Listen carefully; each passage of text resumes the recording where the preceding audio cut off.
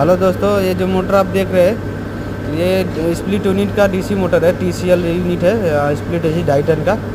इसमें क्या प्रॉब्लम था कि साउंड का प्रॉब्लम था। ठीक है, ये बहुत ज़्यादा साउंड कर रहा था। मोटर ब्लोअर मोटर है।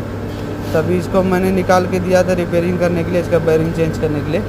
अब ये बैरिंग चेंज करके आ गया है।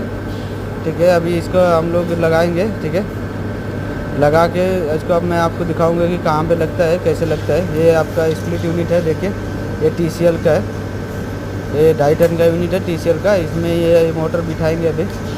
आपको मैं वीडियो में दिखाता हूँ, आप वीडियो पूरा देखें। आपको मैं बताऊंगा कि कैसे लगाते हैं, क्या है। ठीक है, और क्यों मोटर निकाला तो मैं आपको पहले वीडियो में बता दिया है कि इसका साउंड का प्रॉब्लम था। ठीक है, तो अभी इसको मैं देखिए यहाँ खोल रहा हूँ इसका कवर।